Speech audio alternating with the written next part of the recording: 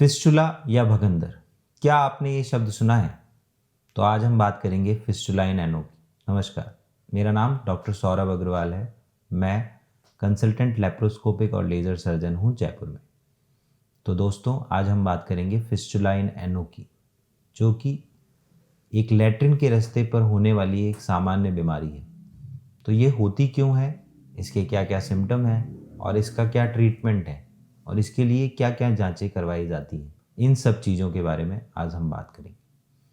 तो दोस्तों, फिस्टुला इन एनो एक ऐसी बीमारी है जिसमें चमड़ी और आंत के हिस्से के बीच में कम्युनिकेशन हो जाता है। फिस्टुला में हमारी चमड़ी और हमारी आंत के हिस्से के बीच में एक कम्युनिकेशन हो जाता है, एक ट्रैक्ट फॉर्मेशन हो जाता है।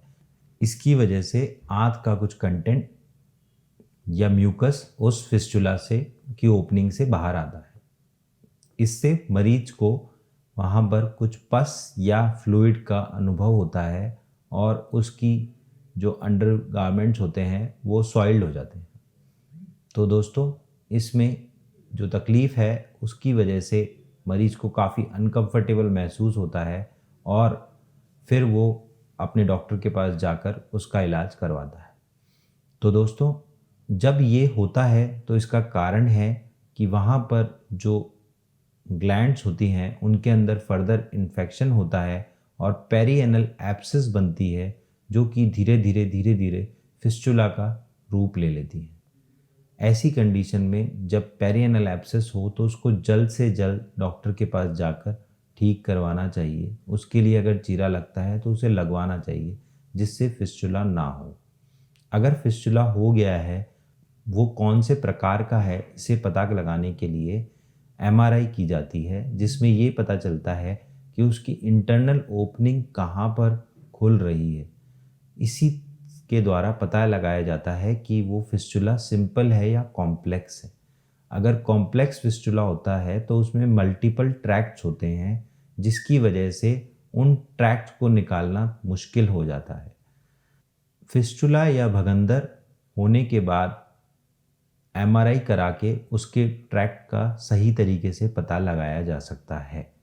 अब इस तकलीफ भगंदर का इलाज क्या है, इसके बारे में बात करते हैं। अगर फिस्टुला हो गया है तो उसका एकमात्र इलाज सर्जरी है, लेकिन सबसे पहले सर्जरी से पहले हमें ये पता लगाना होता है कि फिस्टुला होने का कारण क्या है।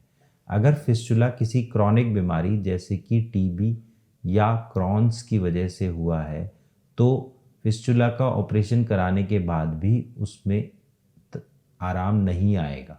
तो ऐसी कंडीशन में हमें पहले क्रॉन्स और टीबी का इलाज कराना होता है। कुछ मरीजों को कैंसर की वजह से भी फिस्टुला हो सकता है, इसीलिए एमआरआई कराना बहुत ही फ़ायदेमंद है और डॉक्टर को भी पता लगाने में आसानी हो जाती है।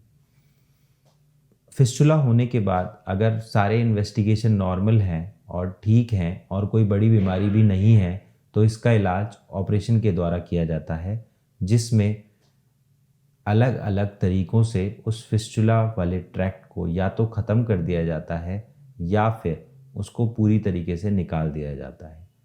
पहले ओपन फिस्टुलेक्टमी करी जाती थी, जिसमें फिस्टुला के ट्रैक्ट को निकाल दिया जाता था या उसको खुला कर छोड़ दिया जाता था, जिससे कि वो समय के साथ बढ़ जाता था। लेकिन अब लेज़र के द्वारा भी फिस्टुला का ट्रीटमेंट किया जाता है। हालांकि लेज़र के द्वारा ट्रीटमेंट करने से रिकरेंस के चांसेस थोड़े से ज़्यादा हैं, लेकिन इसकी वजह से मरीज जल्द ही अपने काम पे जा सकता है, इसलिए ये ट्रीटमेंट भी आजकल प्रेफर किया जाता है। इसके अलावा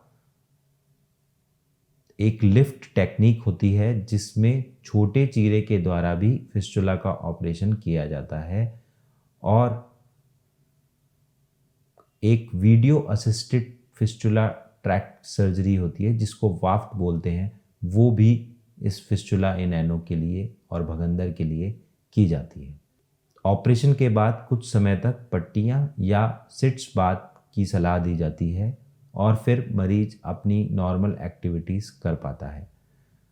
अगर आपको फिस्टुला या उससे संबंधित कोई बीमारी है तो आप हमसे संपर्क किए कर सकते हैं नीचे दिए हुए लिंक पर, और अगर आपको ये वीडियो पसंद आया है तो आप इसको लाइक कीजिए और हमारे पेज को सब्सक्राइब कीजिए।